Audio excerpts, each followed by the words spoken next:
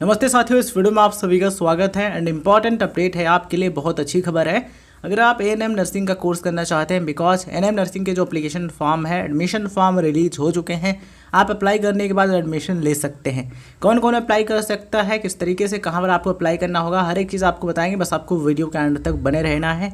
देखिए, ये जो एप्लीकेशन फॉर्म है ये उत्तर प्रदेश यानी कि यूपी एएनएम के आए हैं, लेकिन इसमें सभी अप्लाई कर सकते हैं। मतलब कि इसमें अदर स्टेट कैंडिडेट्स भी अप्लाई कर सकते हैं। तो अगर आप एमपी यानी मध्य प्रदेश से हैं, बिहार से हैं, तमिलनाडु से हैं, केरल से हैं, कर्नाटक से हैं या फिर भारत के किसी भी राज्य से हैं, आप अप्लाई कर सकते हैं। इसमें हर एक चीज़ हम आपको बताएंगे। बस आपको वीडियो के एंड तक बने रहना है, जिससे आपको पूरी जानकारी मिले और इस वीडियो को देखने के बाद कोई भी कन्फ्यूज़न आपके पास ना रहे। चलिए देखिए, जब आप गूगल पर सर्च करेंगे dgmhup.gov.in तो यहाँ पर आपको ये वाला रिजल्ट देखने को मिल जाएगा। सिंपली क्लिक करेंगे इस पर, देन आप आ जाएंगे इस पेज पर।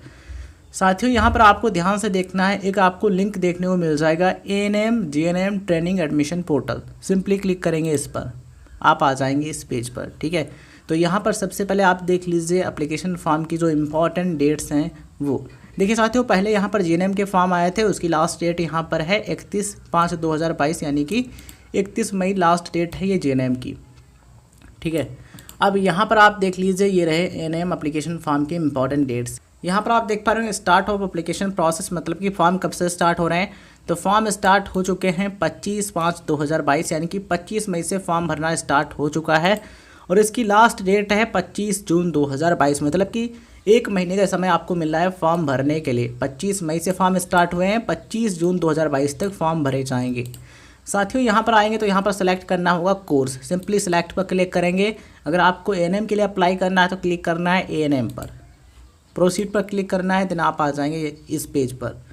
यहाँ पर आपको बहुत सारी चीज़ें बताई गई हैं जो कि आपको पढ़ लेना है, उसके बाद आपको कोई नेक्स्ट प्रोसेस करना है। देखिए, important guidelines for filling the application form, तो बहुत सारी इंपॉर्टेंट चीज़ें बताई गई हैं। सिंपली क्लिक हियर पर क्लिक करेंगे तो कुछ इस तरीके का पेज आपको देखने को मिल जाएगा। यहाँ पर आपको देखने को मिल जाएगा विज्ञप्ति यानी कि एडवर्टीजमेंट। क्लिक हेयर पर क्लिक करेंगे, कुछ इस तरीके से ओपन हो जाएगा। ये हिंदी में है, आप इसको पढ़ सकते हैं। देखिए, क्वालिफिकेशन क्या चाहिए सबसे पहले आप ये समझ लीजिए।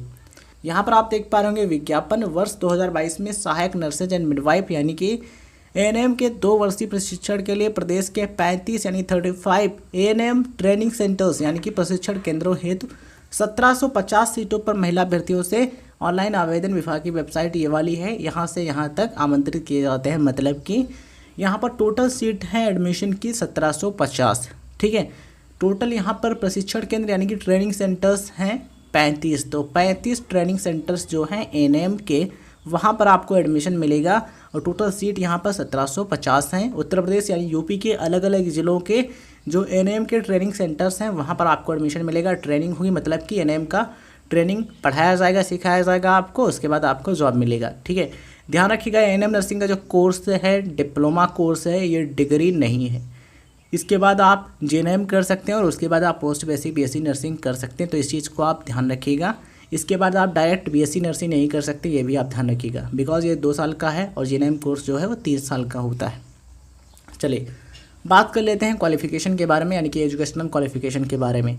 तो आप कम से कम पास होने चाहिए 12th यानी कि 12वीं परीक्षा आप पास होने चाहिए, या फिर आपने 12वीं के समकक्ष परीक्षा पास किए आप अप्लाई कर सकते हैं। आपने उत्तर प्रदेश यानी कि यूपी बोर्ड से किया है 12th, या फिर आपने किसी अदर बोर्ड से किया है, आप अप्लाई कर सकते हैं। यहाँ पर आप ध्यान रखिए, परसेंटेज के बारे में जानकारी दी गई है। साथियों, अगर आप एक जनरल या फिर ओबीसी या फिर ईडब्ल्यूएस कैटेगरी के कैंडिडेट हैं तो 12th में आपके कम से कम 45% यानी कि 45% मार्क्स होने ज़रूरी हैं। देखो, यहाँ पर ऐसा कुछ नहीं लिखा है कि आपके इन सब्जेक्ट में इतने मार्क्स होने चाहिए, मतलब कि 12th के टोटल मार्क्स मिलाकर के कम से कम 45% होने चाहिए। अगर आप एक यूआर यानी कि जनरल कैटेगरी के कैंडिडेट हैं, या फिर ओबीसी या फिर ईडब्ल्यूएस कैटेगरी के कैंडिडेट हैं। तो अगर आप एक एससी या फिर एसटी यानी कि अनुसूचित जाति या फिर अनुसूचित जनजाति कैटेगरी के कैंडिडेट हैं, तो ऐसे में आपके 12th में कम से कम 40% यानी कि 40% मार्क्स होने ज़रूरी हैं, तभी आप अप्लाई कर पाएंगे।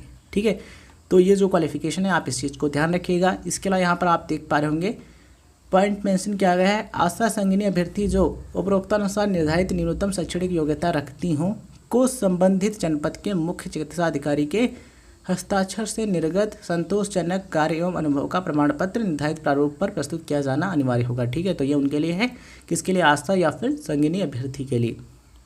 इसके अलावा यहाँ पर आप देख पाएंगे आवेदन का शुल्क। चलिए उससे पहले यहाँ पर हो सकता है आपके मन में एक कन्फ्यूज़न हो कि सर इसमें कौन अप्लाई कर सकता है, आर्ट्स वाले अप्लाई कर सकते हैं या फिर नहीं। तो इसका जवाब है यहाँ पर अप्लाई कर सकते हैं। 12th आपने किसी भी सब्जेक्ट से किया हो, चाहे आपने साइंस स्ट्रीम में फिजिक्स केमिस्ट्री बायोलॉजी से किया हो, या फिर आपने फिजिक्स केमिस्ट्री मैथमेटिक्स से किया हो, या फिर आपने आर्ट्स या फिर कॉमर्स या फिर किसी भी सब्जेक्ट से किया है, अप्लाई कर सकते हैं। बिकॉज यहाँ पर ऐसा कुछ भी मेंशन नहीं किया गया है कि इस सब्जेक्ट में आपका 12th होना चाहिए, मतलब कि किसी भी सब्जेक्ट से 12th किया है आप अप्लाई कर सकते हैं। और यहाँ पर ऐसा भी नहीं लिखा है कि इंग्लिश सब्जेक्ट होना ज़रूरी है, मतलब कि इंग्लिश है या फिर नहीं है तभी आप अप्लाई कर पाएंगे, बिकॉज यहाँ पर ऐसा लिखा कुछ नहीं है। ठीक है, तो ये चीज़ आप ध्यान रखिएगा।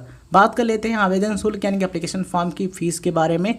तो यहाँ पर आप देख पा रहे हैं फीस मेंशन की गई है। सामान्य वर्ग के लिए 200 रुपये है, मतलब कि अगर आप एक जनरल कैटेगरी कैंडिडेट हैं तो आपके लिए जो फीस है वो 200 रुपये है। अगर आप एक अनुसूचित जाति या फिर जनजाति या अन्य पिछड़ा वर्ग के अभ्यर्थी हैं तो आपके लिए जो फीस है वो है 100 रुपये। मतलब कि अगर आप एक SC या फिर ST या फिर OBC कैटेगरी के कैंडिडेट हैं तो आपके लिए जो फॉर्म भरने की फीस है वो 100 रुपये है, जैसा कि आप यहाँ पर देख पा रहे हैं। यहाँ पर आप देख पा रहे हैं आरक्षण यानी रिजर्वेशन के बारे में जानकारी दी गई है।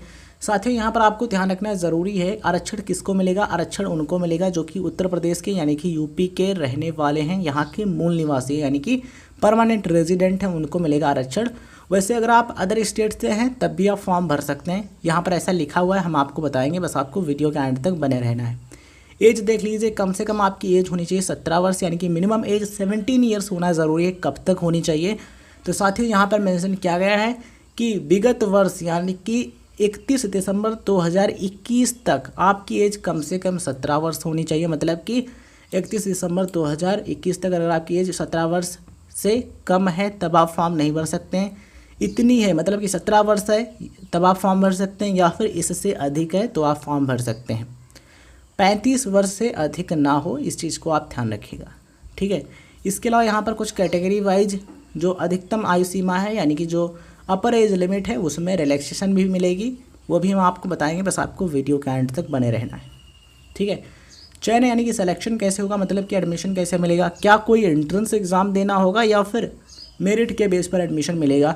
तो साथियों यहाँ पर मेंशन किया गया, आप देख पा रहे होंगे, अभ्यर्थी के हाई स्कूल एवं इंटरमीडिएट परीक्षा यानी कि 10+2 में प्राप्त अंकों के प्रतिशत के आपस में योग के औसत के अनुसार मेरिट लिस्ट बनेगी, उसके बेस पर आपको एडमिशन मिलेगा। मतलब कि यहाँ पर आपको कोई परीक्षा नहीं देनी है, कोई भी एंट्रेंस एग्जामिनेशन आपका नहीं होगा, यहाँ पर डायरेक्ट एडमिशन होने वाला है। 10th एंड 12th के जो आपके मार्क्स होंगे उनका जो योग है उसके औसत यानी कि उनके एवरेज मार्क्स के बेस पर बनेगा एक मेरिट लिस्ट, उस मेरिट के बेस पर आपको एडमिशन मिलेगा। मतलब कि यहाँ पर 10th और 12th के जो मार्क्स हैं उनके बेस पर आपको एडमिशन मिलने वाला है। ठीक है साथियों, तो ये सारी चीज़ें हैं, आप ध्यान रखिएगा। चलिए अब हम बात करते हैं किस तरीके से आप अप्लाई कर सकते हैं। तो यहाँ पर आप जब आएंगे तो कुछ इस तरीके का देखिएगा पेज। ये जो विज्ञापन है आपको हिंदी और अंग्रेजी दोनों में देखने को मिल जाएगा। अगर आपको हिंदी में पढ़ना है तो सिंपली इस पर क्लिक करना, अगर आपको इंग्लिश में पढ़ना है तो इस पर क्लिक करेंगे, कुछ इस तरीके से ओपन हो जाएगा जैसा कि आप यहाँ पर देख पा रहे होंगे। अब देख लेते हैं जनरल गाइडलाइंस, सिंपली क्लिक करेंगे इस पर, कुछ इस तरीके से पेज आपको देखने को मिल जाएगा। यहाँ पर बहुत इंपॉर्टेंट चीज़ें बताई गई हैं, आपको पढ़ लेना है, उसके बाद आपको नेक्स्ट प्रोसेस करना है। देखिए, आवेदन ऑनलाइन माध्यम से ही प्राप्त किए जाएंगे तथा पोर्टल पर आवेदन करने की अंतिम तिथि है 25/6/2022। मतलब कि आपको अप्लाई करना होगा ऑनलाइन, ठीक है, ऑफलाइन नहीं अप्लाई करना होगा, इस चीज़ को आप ध्यान रखें, ओनली ऑनलाइन आवेदन आपको करना होगा। अप्लाई करने की लास्ट डेट है 25/6/2022 यानी कि 25 जून 2022 ये लास्ट डेट है, इस तक आप फॉर्म। यहाँ पर आप देख पा रहे हैं पॉइंट नंबर 3, यह चयन केवल महिला अभ्यर्थियों के प्रशिक्षण हेतु ही है। मतलब कि इसमें केवल महिला अभ्यर्थी ही अप्लाई कर सकती हैं, केवल लड़कियां या महिलाएं इसका फॉर्म भर सकती हैं और NM नर्सिंग का कोर्स कर सकती हैं, लड़के अप्लाई नहीं कर सकते हैं, इस चीज़ को आप ध्यान रखिएगा।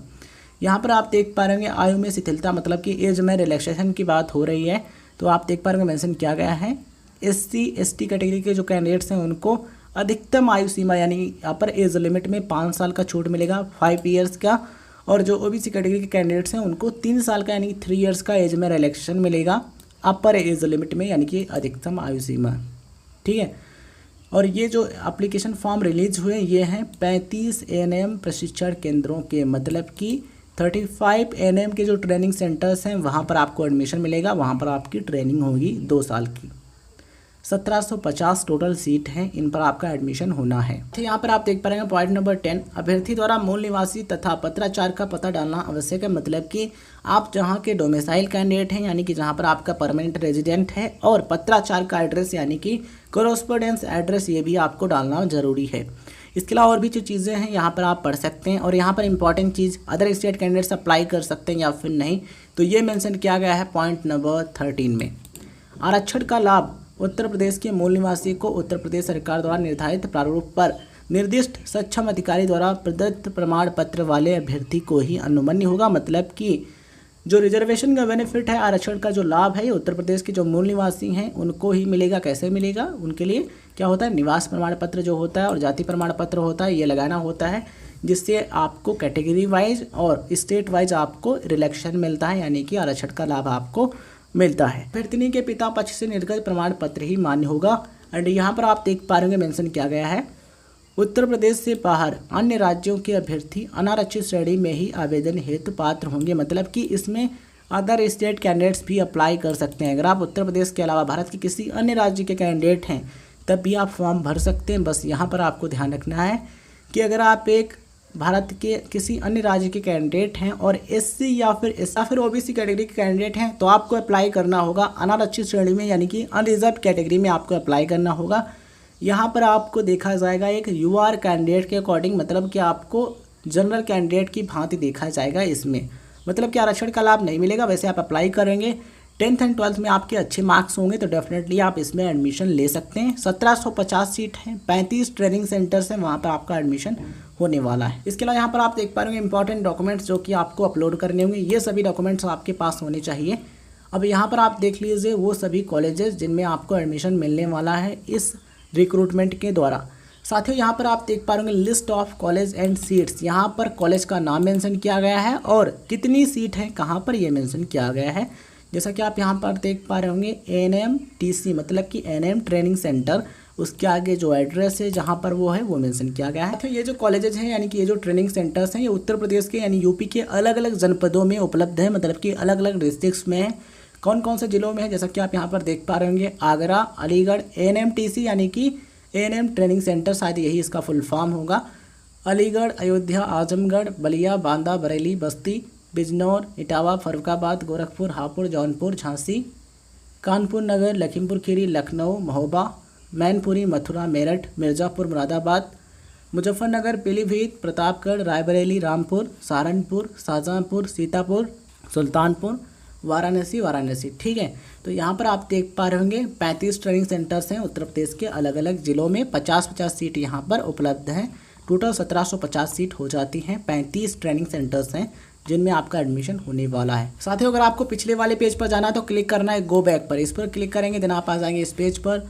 एंड आपको अब पढ़ लेना है तकनीकी दिशा निर्देश यानी कि टेक्निकल गाइडलाइंस हैं, उनको पढ़ लेना है। क्लिक करके कुछ इस तरीके से ओपन हो जाएगा। देखिए पॉइंट नंबर 1 यहाँ पर यह है कि फोटो की साइज 100 KB से कम होनी चाहिए। मतलब कि आप जो फोटो अपलोड करेंगे उसका साइज 100 KB से कम होना चाहिए, इससे अधिक नहीं होना चाहिए, 100 से कम ही रहना चाहिए। ठीक है, फोटो का जो फॉर्मेट है ये होना चाहिए, जैसा कि आप यहाँ पर देख पा रहे हैं JPEG या फिर JPG आपका फ़ोटो का फॉर्मेट होना चाहिए। इन दोनों में से कोई भी है तो आप अपलोड कर पाएंगे। डॉक्यूमेंट्स की जो साइज़ है 300 KB से कम होनी चाहिए और डॉक्यूमेंट्स आपको PDF फॉर्मेट में ही अपलोड करना है। इसके अलावा आपको अपना पर्सनल मोबाइल नंबर वहाँ पर एंटर करना है और पहले से रजिस्टर्ड मोबाइल नंबर आपको एंटर नहीं करना है, इस चीज़ को आप ध्यान रखिएगा। और ईमेल आईडी जो है वो आपको अपना पर्सनल डालना है, बिकॉज उस पर आपको शायद OTP देखने को मिलेगा और जितनी भी इंपॉर्टेंट चीज़ें हैं, जानकारी इंपॉर्टेंट है, वो आपको उसी ईमेल आईडी और मोबाइल नंबर पर मिलेगी। ठीक है, इसलिए आपको अपना मोबाइल नंबर और एक्टिव ईमेल आईडी आपको एंटर करना है।